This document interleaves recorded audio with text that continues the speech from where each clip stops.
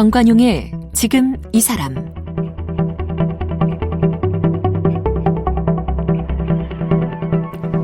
여러분 안녕하십니까? 정관용입니다. 시내버스, 노선버스 그 풍경도 참 많이 바뀌었죠. 요새는 교통카드로 차비 계산하고요. 정류장 안내는 위성으로 미리미리 쏴줘서 정류장에서 보면 내가 탈 버스가 언제 오는지 금방금방 알 수 있죠. 또 내릴 승객들 미리 벨을 누르면 자동으로 문이 열리고요. 하지만 불과 얼마 전까지만 해도 버스 안내양이 있었고요. 차비를 회수권, 토큰 이렇게 냈던 시절들도 있었습니다. 이 노선버스는 동네 구석구석을 달리고 오가는 거리도 길기 때문에 버스 안에서 만나는 사람도 참 다양하고 그만큼 이야기거리도 많은데 이런 오래된 노선버스 이야기를 기록에 남기는 분들이 있네요. 나는 버스를 탄다. 또 각자의 정류장 이런 제목의 책 벌써 2권을 펴낸 곳인데요. 뭉클 스토리의 이민섭 대표 그리고 작가 김현석 씨 두 분을 오늘 함께 만나보겠습니다. 이민섭 대표는 청년 세대가 겪지 못한 일제강점기, 6.25 전쟁, 한국 근대사가 우리 어머니 아버지의 말씀을 통해 펼쳐지는 것에 감동을 느꼈습니다. 이러한 감동을 많은 사람들에게 전하고 나누기 위해서 뭉클 스토리를 창업했고 소중한 일상을 기록으로 남기는 일을 하고 있습니다. 서울에서 2번째로 오래된 버스 노선 720번 버스의 기사와 승객의 이야기를 소설로 담아 나는 버스를 탄다를 기획 출간했습니다. 김현석 작가는 뭉클 스토리의 멤버이면서 취재와 인터뷰를 통해 얻은 소재로 글 쓰는 일을 하고 있습니다. 서울의 가장 오래된 노선을 지나가는 106번 버스를 중심으로 승객들의 삶을 소설로 엮어 각자의 정류장을 펴냈습니다. 어서 오세요. 네, 반갑습니다. 네. 이민섭 대표, 뭉클 스토리가 뭐예요? 뭉클한 스토리? 네, 저희는 사실은 평범한 부모님들의 자서전을 엮어드리는 일로 시작한 사회적 기업이고요.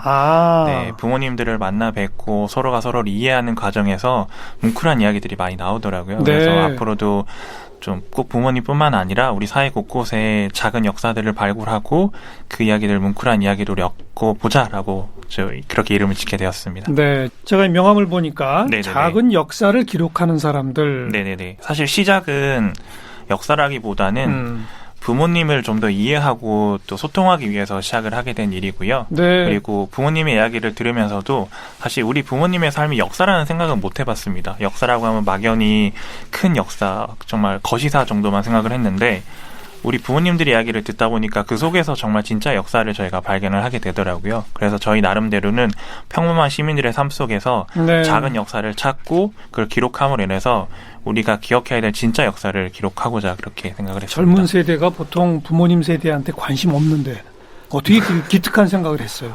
사실 저도 처음에는 별로 관심이 없었던 것 같습니다. 예. 그냥 제 인생만 생각을 했었는데 사회생활을 해보고 또 여러 가지로 좀 힘든 일에 부딪히다 보니까 부모님이 살아왔던 삶들이 그게 그냥 평범하다는 말로만 대변될 수 있는 게 아니라 정말 어려운 고난과 역경을 이겨냈고 그로 인해서 제가 지금 현재 존재할 수 있다는 생각을 하게 됐고요. 네. 그래서 제 자신을 이해하기 위해서는 가장 먼저 저랑 생물학적으로도 비슷하고 가장 오랜 시간을 보내 부모님의 삶을 제가 쫓고 기록해야 비로소 저를 이해하고 또 그래야 제가 앞으로 어떻게 살아가야 될지를 좀 알 수 있을 것 같아서 사실 부모님의 자서전을 기록해 보겠다는 결심을 하게 되었습니다. 너무 기특해서 제가 얘기하는 거예요. 감사합니다. 네. 그런데 부모님 자서전 얘기하다가 네네네. 이 시내버스, 노선버스 이야기를 기록한 건 어떻게 된 거예요? 제가 좀 전에 설명드린 것처럼 이렇게 평범한 개인들의 삶을 듣고 기록하다 보니까 그 안에 정말 저희가 좀 체감할 수 있는 진짜 역사들을 많이 듣게 되더라고요. 예, 예. 그리고 적어도 한 사람이 거주했던 곳에서만큼은 그 어떤 역사적인 교과서나 책들보다도 역사를 자세하게 기술해 주시고 저희가 설명받을 수 있을 것 같아서 그럼 과연 우리가 흔히 만나는 직업군들 중에서 특정 지역의 역사를 가장 잘 기억하고 서술해 줄 수 있는 분은 누구일지 고민을 하다가 또 버스 기사님이 떠오르더라고요. 그러네요. 네, 버스 기사님이야말로 본인이 운행하는 노선에서만큼은 하루에도 2번씩 3번씩 오가게 되고 그게 10년 20년 누적되다 보면 그렇죠. 적어도 그 동네에서만큼은 이 동네가 어떻게 변화되었고 어떤 변천사를 가졌는지를 잘 서술해 줄 수 있을 거라고 생각을 했고 예. 그래서 한번 버스 기사님의 삶을 한번 기록해보자라고 결심을 하게 되었습니다. 이게 뭐 서울시가 주최한 사회문제 해결을 위한 혁신형 사업 이런 게 있었어요? 네네. 저희가 사실은 지금 사회적 기업으로서 기업 활동을 하고 있는데요. 사회적 기업을 지원하기 위한 다양한 활동 중에서 서울시에서는 혁신적인 사업 모델을 한번 개발해봐라라고 하면서 많게는 한 1억까지의 적게는 5천만 원 정도의 예산을 지원을 해주고 네. 다른 사업 대비는 자율성을 굉장히 많이 부여를 해줍니다. 예. 그래서 저희도 그 예산을 받고 정말 우리가 가장 잘할 수 있는 게 뭘까 고민해보고 이 사업을 하게 되었습니다.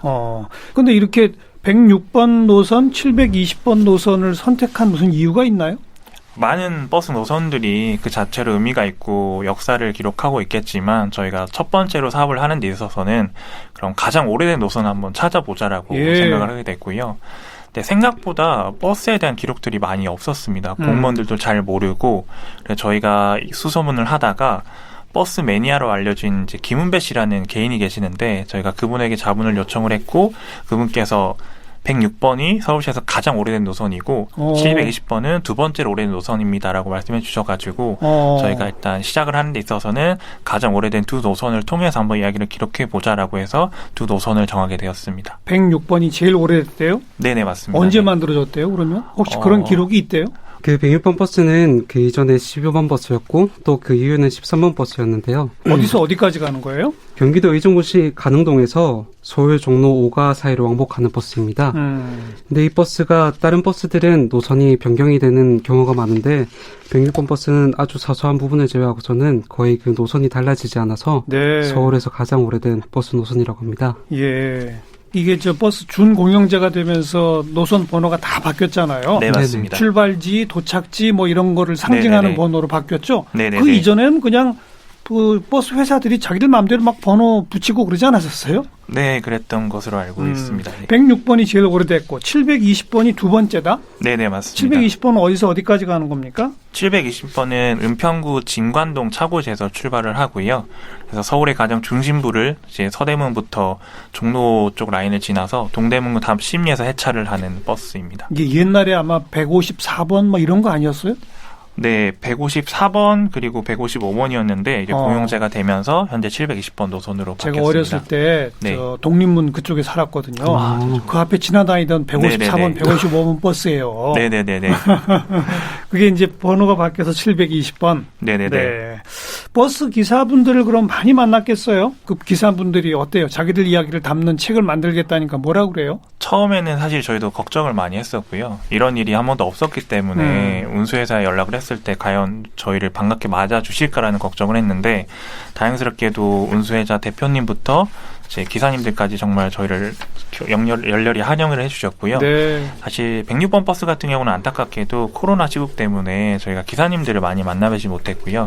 720번 버스 같은 경우는 저희가 차고지에 저랑 작가님들 한 2주 정도 거의 거주하다시피 하면서 새벽 첫 차도 같이 타보고 막차도 타보고 같이 밥도 먹고 휴게실에도 같이 머물면서 예. 거의 뭐 가족처럼 지냈었고요. 기사님들은 지금까지 누군가 자신들의 이야기를 이렇게 들어준 적이 없었기 때문에 저희가 찾아간 것만으로도 엄청 이제 감사해하셨고 처음에는 우리 이야기가 정말 책이 될 수 있어라고 많이 의문을 가져주셨는데 네. 또 저희가 거기에 대해서도 많이 좀 힘을 실어드리고 또 그 결과 아주 의미 있고 좋은 이야기를 많이 들려주셨습니다. 그러면 작가분들과 버스 기사분들이 나누는 대화 이런 걸 통해서 어떤 소재를 찾아가지고 네네네. 소설 형식으로 네네네. 만들어낸 거예요? 네네. 김현석 작가는 어떤 소재를 발굴해냈어요? 어떤 이야기에서? 그 이전에 나는 버스를 탄다가 기사님들을 대상으로 했다면은 106번 버스는 승객들을 대상으로 하고 있습니다. 승객, 예. 그래서 승객들에 대한 이야기들을 조금 더 중점으로 삼고자 승객들을 인터뷰하고 제가 했던 거는 등산이랑 보통의 삶이라는 두 가지 글인데요. 그 버스에 직접 타가지고 옆에 탄 사람한테 말 걸고 막 그랬어요? 아쉽게도 요즘 코로나 때문에 글쎄요. 그러지는 못하고요. 저희가 어떤 지역을 지정해서 거기에 대해서 글을 썼는데 그 지역에 사시고 저희가 필요로 하는 내용과 좀 유사한 사건들 겪으신 분들을 저희가 직접 찾아뵈서 인터넷을 통해서 뭐 메시지를 주고받거나 아니면 영상으로 통해서 그런 인터뷰를 대신했습니다. 그러니까 이 버스가 지나가는 노선의 지역의 역사 네네네. 그런 걸 담은 이야기를 갖고 있는 사람들. 네네네.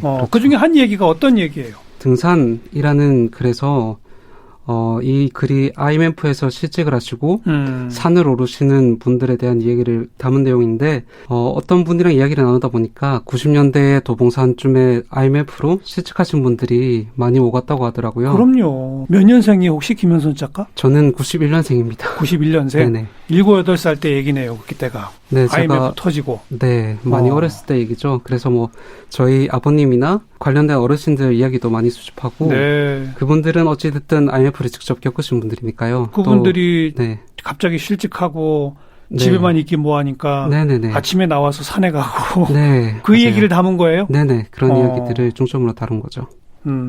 또 한편의 이야기는요? 또 한편은 보통의 삶이라는 이야기인데요. 이거는 그 미아리 텍사스라는 홍등가가 있습니다. 옛날에 미아리 네네. 있었습니다. 원래는 그 주변에 다른 이야기들을 조금 쓰고 싶어서 찾아봤는데 아무래도 거기서 정보를 주시는 분들이나 이야기 나누신 분들 이야기를 들어보면은 가장 많이 이야기되는 게 바로 그 장소더라고요. 예. 그래서 처음에는 그래도 이 이야기를 담아도 되는 건가, 담을 수 있을까, 어떤 논란거리가 조금 더 생길 것 같아서 주저를 했는데 우연찮게도 그 한 기사를 봤거든요. 그런 홍등가에서 일하셨던 할머님이 그곳에서 어떤 삶을 겪으셨고 왜 그곳에서 일하게 되셨는지에 대한 이야기를 담은 특집 기사였는데 그 이야기를 보면서 제가 좀 많은 반성이라고 해야 될까요? 느낀 바가 좀 많더라고요.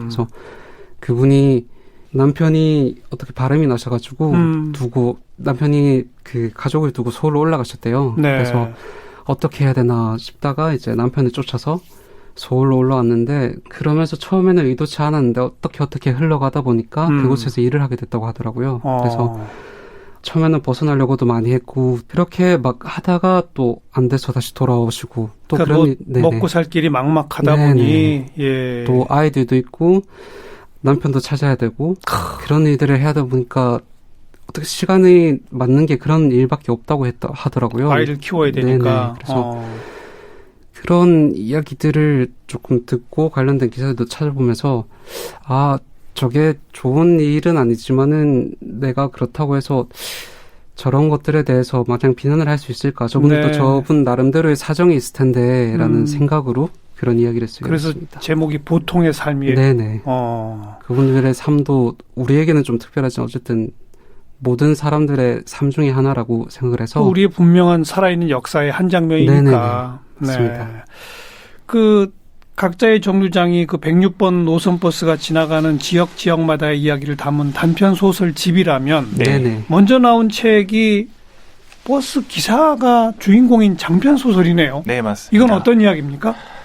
사실 처음에는 소설이라는 장르가 쉽게 쓰여질 수 없는 글이다 보니까 저희는 여러 가지 이야기들이 복합적으로 얽힌 에세이집을 기획을 했었는데요. 네.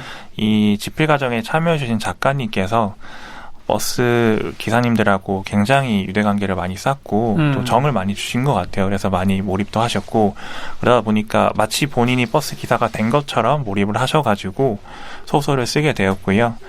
역사보다는 사실 그 직업이나 그 기사님들의 사람에 대한 얘기를 많이 기록을 하게 되었습니다. 평범한 시민들의 발이 되어주고 누군가는 주목하지 않았지만 또 기록할 가치가 있다고 판단을 해서 버스 기사님들의 이야기를 좀 담고자 생각을 했고 가장 잘 담을 수 있는 방법은 소설이지 않을까라고 생각을 해서 소설로 탄생을 하게 되었습니다. 버스 기사님들의 어떤 추억 참 많죠? 네, 특히 맞습니다. 옛날 기억들. 네. 어떤 것들이 있던가요? 지금은 사실 이제 중공영제가 실시가 되고 또 한편으로는 감시도 많아지고 세상이 각박해지면서 버스 기사님이 일반 승객들한테 그렇게 친근한 존재는 아닌 것 같아요. 네. 근데 예전만 하더라도 사실 버스를 타고 내리기 위해서는 버스 안내양하고의 소통이 있어야 되고 그렇죠. 또 버스 기사님들하고도 그냥 내가 갈 곳을 태워다 주는 기사라는 걸 넘어서 그냥 우리 이웃처럼 생각을 했던 것 같습니다. 네. 그래서 할머니들은 타면 막 옥수수도 지어주고 뭐 복숭아도 지어주고 말도 걸어주고 졸리면 깨워주고 지금보다는 좀 사람 사는 냄새가 좀 많이 났던 것 같고요. 기억에 남았던 이야기는 사실 정해진 노선을 가다 보면 출퇴근하는 분들이나 또 등하교하는 학생들 많이 태우게 되는데 당연하죠. 유독 눈이 가는 학생이 있다고 하더라고요. 이제 매일 아침 머리가 다소 덜 말린 상황에서 정해진 시간에 버스를 타서 거의 이제 잠이 덜 깬 상태로 가는데 매일 똑같은 모습을 하다가 뭐 조금 늦게 탔다거나 혹은 얘가 원래는 이 시간에 버스를 타야 되는데 안 보이면 버스 기사 혼자 막 조마조마한다고 하더라고요. 그래서 그러다가 버스를 타면 괜히 나 혼자 반가워서 안심을 하게 되고 그리고 어느 날 뭐 좀 표정이 안 좋다든가 머리가 평소보다 더 덜 말려서 급하게 나왔다든가 하면 운전을 더 조심스럽게 해주는 거죠. 네. 꾸벅꾸벅 졸면 넘어지지 않게 또 코너를 돌 때도 조심해주고 그렇게 하다 보면 또 서로 인사도 하게 되고 나중에는 뭐 10년, 20년 지나고 나서도 서로 인사를 주고받고 안부를 나눌 수 있는 그런 그러니까 관계로. 학생으로 타던 아이가 네. 10년, 20년 지나면 직장인이 되고 네, 그렇죠. 애 아빠가 되고 네네. 뭐 이 모습을 그대로 다 볼 수도 네네. 있는 거 아니에요? 성장하는 모습을 다 보게 된다고 하더라고요. 네. 버스 운전기사분들이 제일 힘들어하는 건 뭐였어요? 가장 큰 어려움은? 사실 중공용제가 되고 버스 기사님들의 처우가 많이 개선이 되기도 했지만 굉장히 빡빡한 스케줄에 쫓겨서 운행을 하고 계시거든요. 지금도? 네. 또 하루에 몇 시간쯤 운전하세요? 하루에 거의 12시간 가까이 우와. 2교대로 일을 하시기 때문에 거의 아이고. 12시간 운전만 하시고요. 720번 노선이나 106번 같은 경우는 또 역사도 오래됐지만 노선의 길이도 길어서 네. 운행 시간이 굉장히 길거든요. 한번 네. 출발해서 돌아올 때까지 몇 시간쯤 걸려요? 720번 버스는 거의 한 3시간 반 정도 걸리는 걸로 알고 있습니다. 106번은요? 106번 버스는 제가 직접 타보기도 했는데요.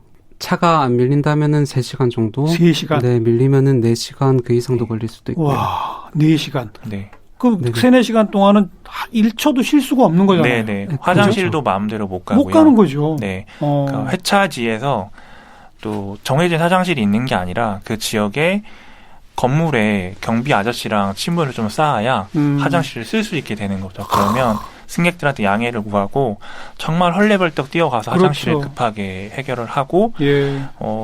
차고지에 돌아와서도 밥 먹기 위해서 주어진 시간이 20분에서 30분 정도밖에 되지 않습니다. 저런. 네, 급하게 밥을 먹고 그리고 아무리 더워도 물을 마음껏 드시지 못합니다. 화장실을 마음대로 네, 못 화장실을 못 가니까. 가기 때문에 음. 얼음물을 얼려가고 사탕으로 대신하고 그런 고충을 많이 겪고 그럼 계시더라고요. 그렇게 3시간, 4시간 걸리는 코스를 하루에 한 3번 이상 네네네. 이렇게 3번 운행하시는 정도. 거군요. 네네네. 차가 막히는 게 제일 힘들다고 그러지 않아요?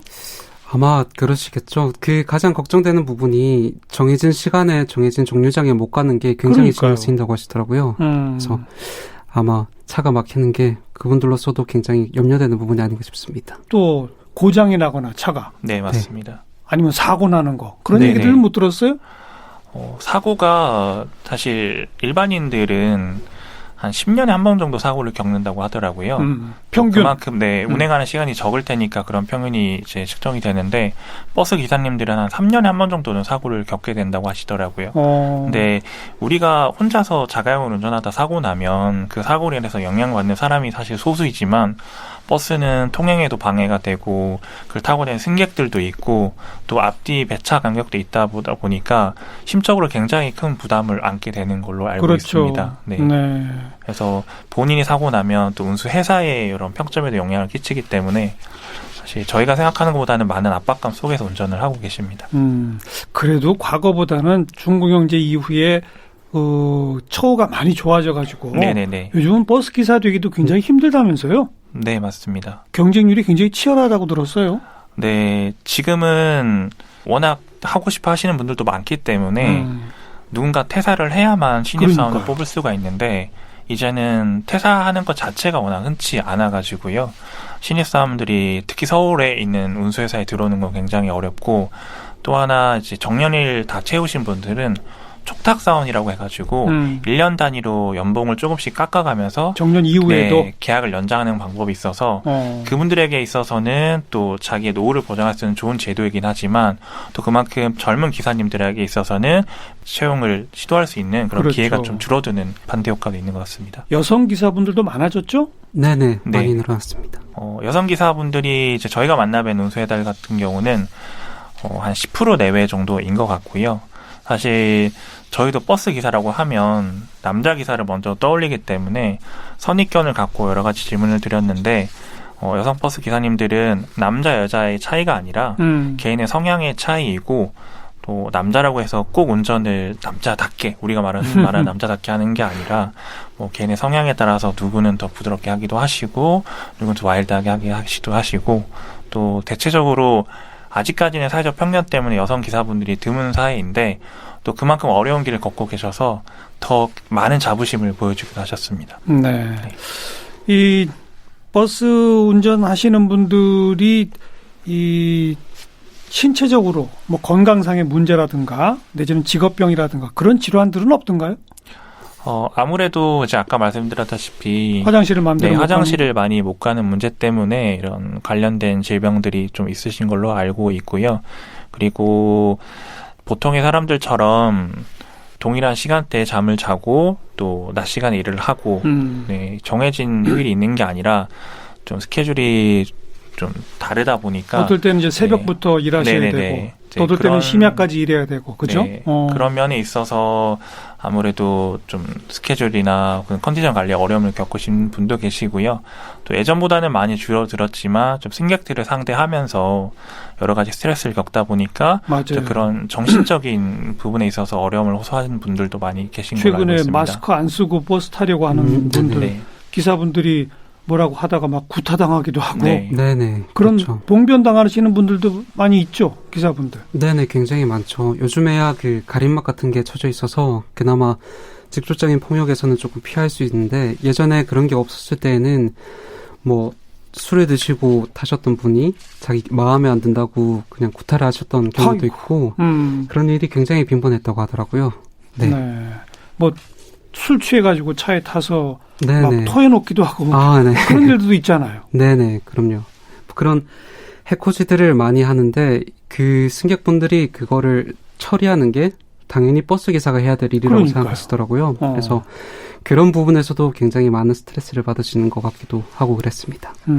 승객들이 버스 기사한테 가장 큰 스트레스 요인인데 네네. 반대로 또 승객 때문에 그나마 보람 느끼시는 분들도 많죠? 네네. 그렇다고 하더라고요.